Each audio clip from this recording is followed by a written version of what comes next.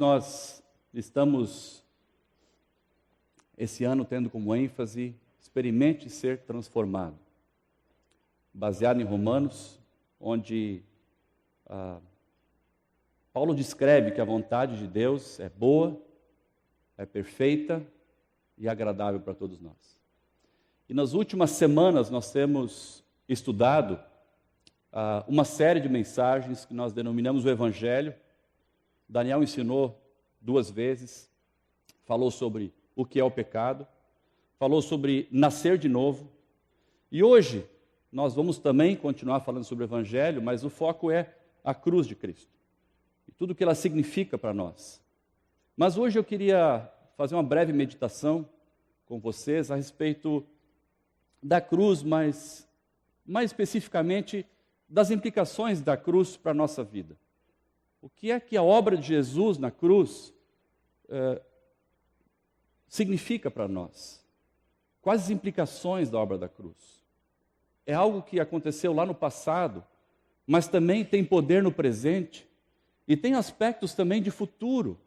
E eu queria olhar esses 3 aspectos conosco hoje. Eu queria convidar vocês a meditar e pensar comigo nesses 3 aspectos da cruz de Cristo, e você, e cada um de nós, e como que isso pega para nós, como que a gente entende isso, como que a gente vive essa verdade da cruz. Então, eu queria convidar vocês a abrir suas Bíblias em 1 Coríntios 6, versículos 11, e quero falar sobre um aspecto do passado, do que a cruz de Cristo, ou a obra de Cristo na cruz, fez para nós. 1 Coríntios 6, 11. Essa é uma parte da carta de Paulo aos Coríntios bem dura, onde Paulo está puxando a orelha do pessoal lá por causa de muita coisa errada que eles estavam fazendo. Havia imoralidade na igreja, havia muito pecado presente, e Paulo está exortando aquela igreja para que eles caminhem com Jesus. E aí, se você olhar a partir do versículo 9, Paulo está exortando eles, dizendo assim: vocês não sabem que os perversos não herdarão o reino de Deus? Não se deixem enganar, nem imorais, nem idólatras, nem adúlteros, nem homossexuais passivos ou ativos, nem ladrões, nem avarentos, nem alcoólatras, nem caluniadores, nem trapaceiros, nem avarentos, nem alcoólatras, ninguém desses herdará o reino de Deus. Ele está fazendo uma lista, a lista certamente é muito maior que essa. Então ele está falando de um pessoal assim complicado, que somos nós. Porque ele continua dizendo: assim foram alguns de vocês, mas vocês foram lavados, vocês foram santificados, foram justificados no nome do Senhor Jesus Cristo e no Espírito do nosso Deus. Paulo está dizendo para eles: olha, gente, vocês não podem mais viver de qualquer jeito. Antes vocês estavam vivendo como alguns desses da lista. Vocês eram assim. Mas quando o amor de Deus encontrou o coração de vocês, e vocês abriram suas vidas para Jesus, quando vocês nasceram de novo, a partir do encontro de vocês com Jesus, algo poderoso e espiritualmente relevante que aconteceu na vida de vocês. E ele fala assim: vocês foram lavados, ou seja, foram purificados, limpos de toda a sujeira que nós tínhamos. Nós somos justificados, ou seja, diante de Deus, não nos é mais imputado aquele erro, aquele pecado. O sangue de Cristo nos cobre, e Deus então pode ter comunhão direto conosco, e nós com o próprio Pai, porque agora a cruz e o sangue de Jesus na cruz nos justificou. E ele fala da obra de Jesus, do Espírito Santo e de Deus. Aqui a gente vê a Trindade agindo em nosso favor, agindo na cruz em nosso favor. Então, a cruz tem um aspecto passado, porque Paulo fala assim: vocês foram lavados, antes vocês eram assim, mas agora vocês são um novo povo, um povo diferente. Aquilo que Jesus fez na cruz, há mais de 2000 anos atrás, tem uma implicação hoje para nós, que nos traz a salvação, o perdão dos nossos pecados, a nossa reconciliação com o Pai. Esse é o aspecto passado da cruz. Cada um de nós, para entrar na família de Deus, para fazer parte do corpo de Cristo, para ter comunhão com o Pai, precisa necessariamente passar pelo que aconteceu nessa cruz, pela obra de Jesus na cruz, pelo sangue, pelo sacrifício. É passado, mas é eficaz para todos aqueles que confessam Jesus. Existe um aspecto presente da obra de Jesus, ou da obra da cruz, que Jesus fez, que eu quero que você olhe comigo ali em João 17, que tem a ver com algo que o Senhor quer fazer na nossa vida, hoje, na tua vida e na minha vida. João 17, Jesus está ali, caminhando para a cruz, nesse momento, ele para e ora pelos seus discípulos. Ele tem um momento de oração. Ele fala com Deus, ele abre o seu coração para Deus. E ele está dizendo ali em João 17, Pai, santifica-os na verdade. A tua palavra é a verdade. Há um desejo sincero de Deus que o Pai atue na nossa vida, não só nos limpando, nos purificando, nos salvando, mas nos santificando também. E dentro do Evangelho de João aqui, santificação tem a ver não com uma posição ou um status, no sentido de, ok, eu aceitei a Cristo, sou salvo, fiz minha oração de entrega e acabou por aí. Se você der uma olhada no versículo 18 e 19, Jesus continua orando, dizendo assim, assim como me enviaste ao mundo, eu os enviei ao mundo. Há uma missão por detrás disso aqui. E no versículo 19, ele diz assim, em favor deles, Pai, eu me santifico para que também eles sejam santificados pela verdade. Há um desejo ardente no coração de Jesus, enquanto Jesus caminhava para a cruz, de que o Pai agisse santificando o seu povo, através da verdade. A palavra dele é a verdade revelada. E também Jesus é a própria verdade. Ele disse isso em João, eu sou o caminho, eu sou a verdade e a vida. Então, num aspecto presente, o que a cruz significa para a gente, ou a implicação da cruz sobre o nosso dia a dia hoje, tem a ver com o aspecto de santificação, com o aspecto de nós estarmos sendo permanentemente transformados pela palavra, pelo Espírito Santo agindo em nosso coração, nos confrontando a respeito de algumas coisas e dinâmicas da nossa vida que ainda não estão ajustadas ao caráter de Cristo. Aliás, falando em caráter de Cristo, vamos abrir comigo para Romanos.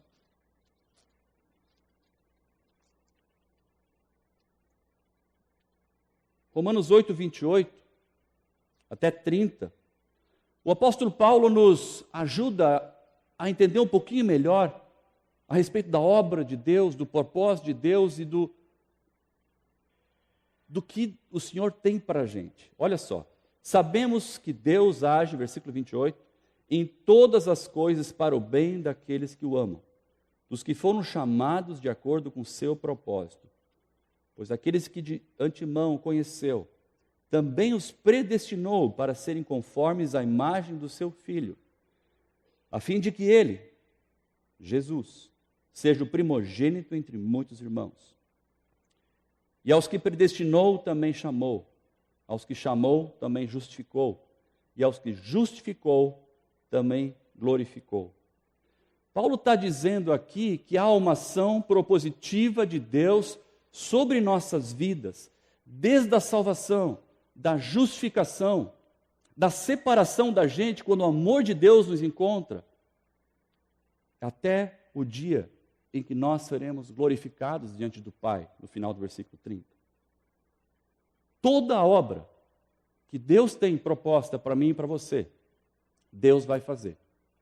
Porque o propósito, o plano de Deus para a sua vida, para a minha vida, através da obra de Jesus na cruz, está ali no versículo 29.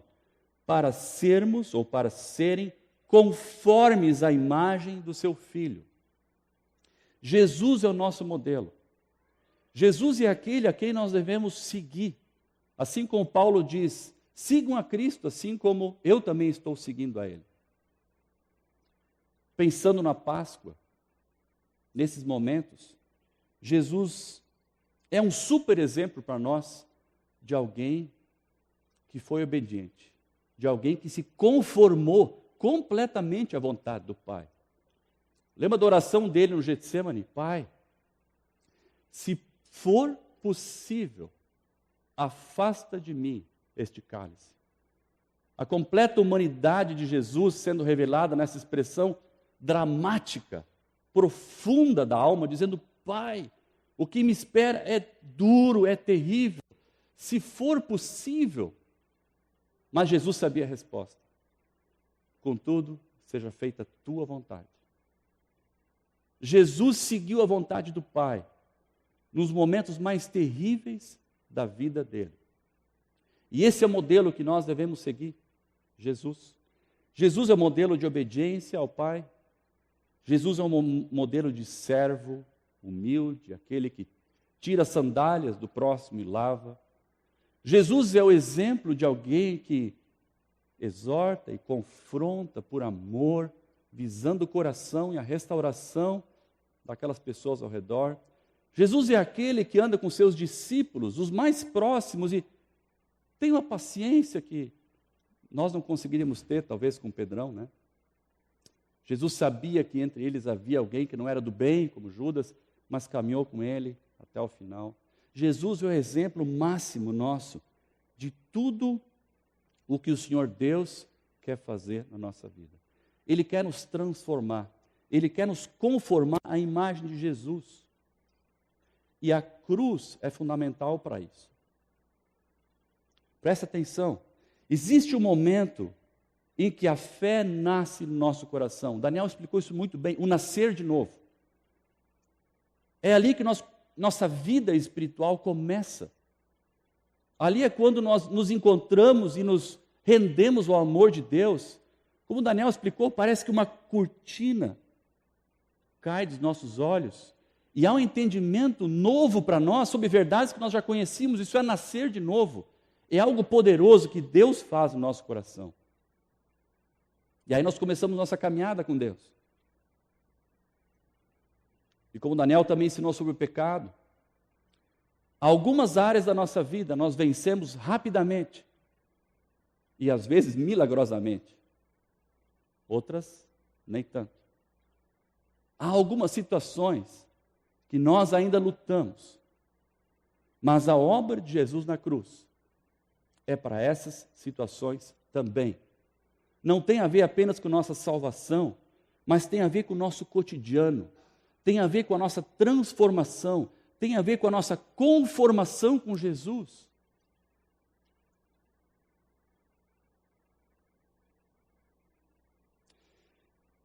O pecado, com a definição que o Daniel deu, é deixar de nos conformarmos com a vontade de Deus.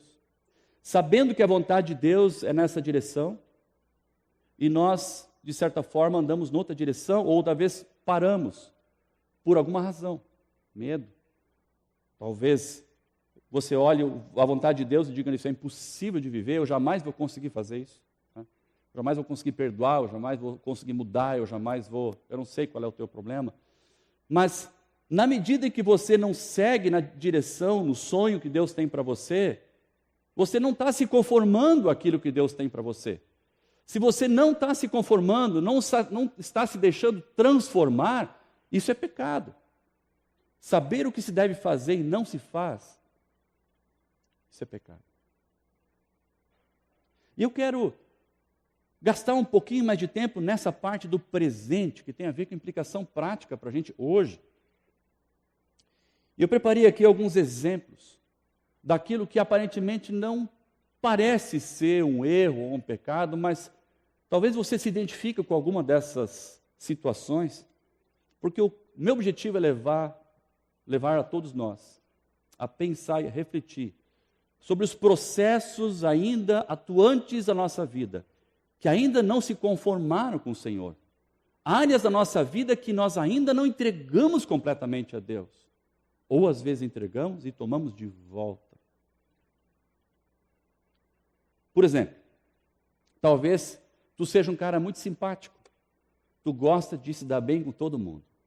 Tu é o simpático aqui da Conde. Tu é o simpático do bairro, tu é o simpático da vizinhança. Tu gosta de que as pessoas te curtam. Mas, de certa forma, tu não é completamente honesto com os teus amigos e às vezes nem com a tua família, talvez com a igreja também não, porque tu acaba escondendo algumas ofensas, alguma coisa que não está muito certo, tu passa por cima, tu não fala. Situações embaraçosas, tu acaba encobrindo, tu acaba deixando assim. E aí, tu começa a agir, de certa forma, com alguma falsidade em relação àquela pessoa. E a tua simpatia, na verdade, o teu desejo de ser simpático a todos, ele acaba quase sendo regado, na verdade, por mentira e engano. Eu tenho medo que as pessoas não gostem de mim. Eu tenho medo que as pessoas não me respeitem. Por isso eu vou dar uma manipulada aqui, eu não vou ser completamente sincero ali. Eu vou esconder alguma coisa aqui. Eu vou contar uma inverdade ali. Porque para mim o mais importante é que as pessoas simpatizem comigo. Talvez você seja alguém de muitas opiniões, você gosta de expressar a sua opinião. Em casa, na faculdade, na igreja, no teu grupo. Tu é um cara que adora expressar opinião. Se for preciso ser rude com alguém para mostrar que você tem opinião, que você está certo, você não vê problema com isso. Você vai. Porque expressar opinião é importante. O que importa mesmo é expressar opinião. Se eu precisar atacar alguém, ou passar por cima de alguém, ou desprezar essa pessoa, não é tão importante. O importante é que todos saibam que eu tenho uma opinião. Evidentemente, essa pessoa acha que a opinião dela é a certa. Talvez você seja alguém que tem a síndrome do controlador. Você até tem sido alguém bem-sucedido. Age com sabedoria na família, na igreja, nos negócios. Mas quando as coisas fogem um pouquinho do seu controle, tu começa a ficar com raiva. Tu começa a tirar, tu começa a ter indignação. Quando tu percebe que as pessoas discordam de você e decidem agir diferentemente do que era a tua ideia original, isso te deixa irado, te deixa chateado, te atinge profundamente. Talvez o teu problema seja a ansiedade. Apesar da tua fé em Jesus, apesar de um dia você ter crido na cruz de Cristo, você tem sofrido porque o teu trabalho ainda não está assim do jeito como você queria. Você ainda não conseguiu aquela promoção que você gostaria de conseguir, ou o teu nível salarial ainda está aquém daquilo que você acha que merece. Ou talvez você acha que Deus já devia ter mostrado quem é o teu esposo ou tua esposa. Isso é algo que te controla, te consome em ansiedade. Filhos, quem sabe vocês têm obedecido aos pais, são até obedientes. Mas talvez vocês estejam sendo obedientes só naquilo que os pais de vocês enxergam. Será que há alguma área na obediência na vida de vocês que seus pais não sabem e não conhecem? Será que vocês têm escondido alguma coisa dos seus pais? Vocês têm agido de uma forma, na frente dos seus pais, de uma forma diferente, quando seus pais não estão vendo? Lembre-se de que caráter é quando você age e ninguém te vê. Isso é caráter. Maridos, será que nós temos sido completamente honestos e fiéis com as nossas esposas? Será que nós temos sido puros de olhos e coração com elas, completamente fiéis? Será que nós temos escondido algo delas? Esposas, se o Senhor Jesus estivesse aqui na sua frente e perguntasse para você, você tem sido leal ao seu marido? Você tem respeitado ele? Você tem sido uma auxiliadora idônea ao seu marido? Honestamente, o que você responderia? Porque de Jesus você não esconde nada.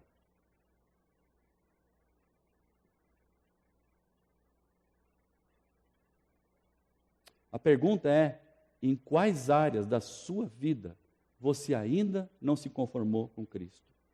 Qual é o pecado na sua vida? Qual é a área da sua vida que você ainda luta e você sente que ainda não teve vitória? Medo, ansiedade, ira, orgulho, presunção, mentira, imoralidade. Qual área? O que Jesus quer fazer na sua vida é dar vitória em relação a essas áreas que você ainda não tem conseguido, eu diria assim, entregar a Ele. É aí que Jesus quer agir. Esse é o aspecto presente da cruz. É hoje. Muitos de nós, queridos, temos olhado para a cruz e pensado no passado. Lembrado de Jesus, no sangue, no sacrifício e pensado no passado.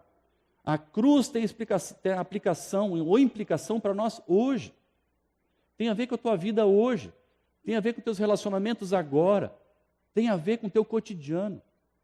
Qual é a área em que você ainda não conseguiu entregar para Jesus? Qual é a área que você ainda luta?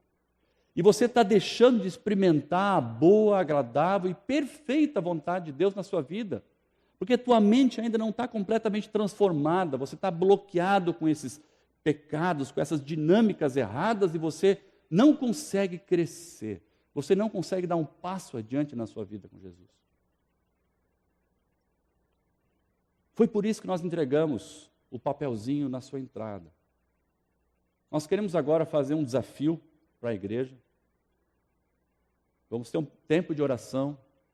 A minha intenção é desafiar a todos nós a colocarmos ali, naquele pedaço de papel, aquilo que de fato a gente mais tem lutado. Talvez a sua área mais fraca, a sua área de maior derrota, talvez um pecado claro que você não conseguiu ter vitória ainda, uma área específica, talvez ninguém saiba, nem o teu cônjuge. O meu desafio é que simbolicamente, a cruz aqui não tem poder nenhum. Você coloque num papelzinho isso. E você traga aqui para frente. Você colhe na cruz de Cristo, simbolizando de que a morte de Jesus na cruz não só trouxe salvação para você, mas tem poder de transformar qualquer área da sua vida já, hoje. Basta um passo de fé seu, uma entrega, dizendo: Senhor, essa área aqui da minha vida, eu estou lutando. Eu acho que eu não vou conseguir. Eu estou até acostumado, tem 20 anos que eu lido com isso aqui. E acho que o Senhor ainda não tem poder para mexer. Eu duvido que o Senhor vá fazer. Seja sincero diante de Deus. Escreva nesse pedacinho de papel. E simbolicamente venha para frente, coloque na cruz. E você está dizendo: Jesus, eu entrego completamente essa área nas tuas mãos. Eu creio que tu tens todo o poder. Eu creio que o Senhor pode me limpar, o Senhor pode me transformar, o Senhor pode me conformar à imagem de Jesus. Eu quero ser transformado. Eu quero experimentar algo que eu até agora não experimentei. Nós vamos ouvir uma música, o Cláudio vai tocar. Quanto isso, você pode baixar a sua cabeça, pode orar um pouquinho, refletir, e vem aqui à frente, de uma forma aleatória. Pode colocar mais de um papel, se você quiser fazer um desenho e colocar aqui também pode. Colocar só as iniciais de alguma coisa. É para você, para o seu coração. É um culto seu diante de Deus. É você e a cruz, mais ninguém.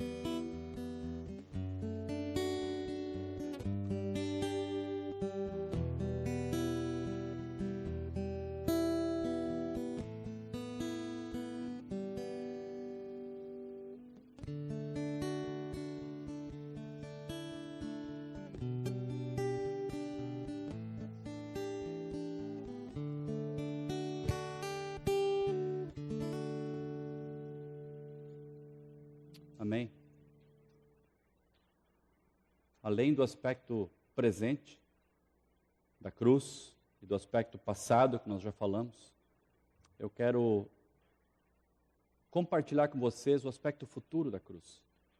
Aquilo que o Senhor tem para nós, através do sacrifício dele na cruz. Abra comigo sua Bíblia no livro de Judas, que é o livro antes de Apocalipse. E ali existe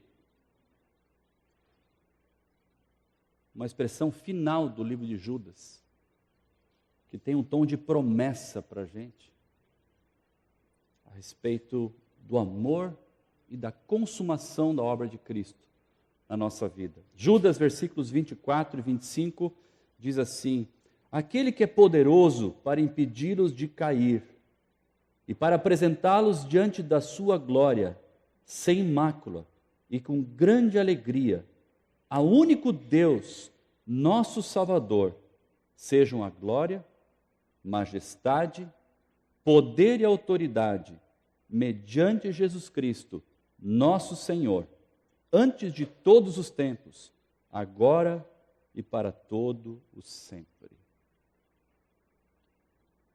O Deus que enviou seu Filho em favor de nós, Ele é um Deus todo-poderoso. É o Deus eterno, diz ali, antes de todos os tempos e agora para sempre. Ele é um Deus que vive sempre. Ele é um Deus que tem a intenção de nos fazer, nos ajudar, de nos impedir a cair e de nos apresentar diante da sua glória, sem mácula, queridos. Olha que promessa linda. Sem nenhum tipo de defeito, de sujeira, de ruga, completamente purificados. Essa passagem mostra para nós, a respeito do futuro, que a obra que Deus quer fazer na nossa vida, Ele vai completar. Através do poder dEle, não do nosso esforço. Mudanças espirituais, transformações de Deus em nossa vida, elas acontecem de dentro para fora. Precisa haver uma mudança de coração. E só o Senhor pode fazer isso. Se não é uma transformação que acontece daqui para fora, é comportamento. E disso Deus não se agrada. O que Deus quer fazer em nós, a intenção dEle, é nos apresentar diante dEle, através da obra de Jesus na cruz, e com grande alegria. Saiba que tem pecado caindo ali, né? Já foi perdoado. Saiba que você pode ter dificuldade de ter vitória, mas Deus é infinitamente mais poderoso do que a sua fraqueza, do que a sua limitação, do que a sua falta de fé. Se você entregar, se você confessar, se você disser ao Senhor, Senhor, eu quero, age nessa área na minha vida, o Senhor vai agir. Se você é filho, o Senhor age, o Senhor disciplina, o Senhor corrige, o Senhor educa, o Senhor transforma. Então, que essa palavra possa ser a palavra com que nós encerramos hoje o nosso tempo aqui. Aquele que é poderoso para impedir-nos de cair e para apresentar-nos diante da sua glória sem mácula e com grande alegria. Ao único Deus, nosso Salvador, sejam glória, majestade, poder e autoridade, mediante Jesus Cristo, nosso Senhor, antes de todos os tempos, agora e para todos sempre. Amém. Pai, nós louvamos ao Senhor pela obra do Teu Filho Jesus na cruz. Nós te louvamos, Pai, porque todo pecado ali é derrotado. Toda vanglória, todo tipo de poder, toda presunção pessoal é derrotada diante da cruz. Obrigado porque ali, Senhor, através da obediência do Senhor, o Senhor trouxe a nós, todos nós, aqueles que creem em Ti, aqueles que nasceram de novo, aos Teus discípulos que amam a Tua lei, o Senhor trouxe nova vida, nova esperança. Não há nada que pode nos separar do Teu amor, Pai. Contudo, Senhor, nós hoje refletimos que, presentemente, hoje, no nosso cotidiano, todos nós aqui presentes, temos algumas lutas, temos algumas áreas em que nós gostaríamos muito de ter vitória, Pai. E de certa forma não temos conseguido. Talvez por falta de fé, talvez por arrogância da gente, talvez porque a gente não acredite muito que o Senhor ainda possa agir nessa área em nossas vidas. Mas, Pai, nós vimos que há um plano intencional e propositivo do Senhor em nos transformar, nos conformar à imagem de Cristo. O Senhor não vai nos deixar em paz enquanto a gente não crescer, enquanto a gente não caminhar rumo à maturidade espiritual. Senhor, o Senhor viu cada bilhetinho que foi fixado nessa cruz como um símbolo de entrega, um símbolo de confissão, um símbolo de fé. Pai, Tu conheces o que está por trás de cada bilhetinho nessa cruz. A história, o coração, as lutas, os dramas, as decepções, as traições. Tu conheces, Pai. E nós queremos entregar tudo isso nas Tuas mãos. Porque não há nada tão terrível que nós possamos estar envolvidos que não possa ser atingido, quebrado, perdoado e transformado pelo Teu amor na cruz, Pai. Faça-nos crer nisso, Senhor, que Tu és poderoso e que Tu ages em nosso favor, à medida que nós nos arrependemos, confessamos e deixamos nossos pecados de lado, Senhor. Honra cada pessoa que veio à frente no ato de fé. Lembra de cada um aqui, Pai, para que nós possamos crescer como igreja de Jesus aqui em Porto Alegre, em Vitória. Para que à medida que nós tenhamos vitória, nosso amor aumente uns para com os outros e assim a cidade de Porto Alegre perceba e possa ser atingido pelo amor de Cristo, perceba esse nosso amor, Pai. Há muita gente nessa cidade, Pai, que está atrás de esperança. Há muita gente nessa cidade correndo atrás do espiritismo e da macumba, Pai. E nós às vezes estamos lutando com nossos pecadinhos aqui e não entregando ao Senhor e deixando de desfrutar o que o Senhor quer fazer na nossa vida. Quando Jesus ora, pede para nos santificar, é porque Ele tinha um plano para nós, e tem, é de nos usar, de nos enviar, de que sejamos bênção, Pai. Pai, liberta cada um de nós dessas amarras malditas que nos prendem e às vezes nos paralisam, Senhor, rumo ao plano perfeito que o Senhor tem para nós. Obrigado pela sexta-feira. E nós já dizemos de antemão, aleluia, pelo domingo, porque ali o poder do Senhor de ressuscitar alguém dos mortos mostrou que Tu és o Deus Todo-Poderoso, Pai. E ali a vida venceu a morte. Muito obrigado por essa verdade da Páscoa em nossa vida. Abençoa cada um de nós, nossos familiares, nos dê um final de semana na presença do Senhor e que o Espírito da cruz siga conosco. Em nome de Cristo nós oramos. Amém.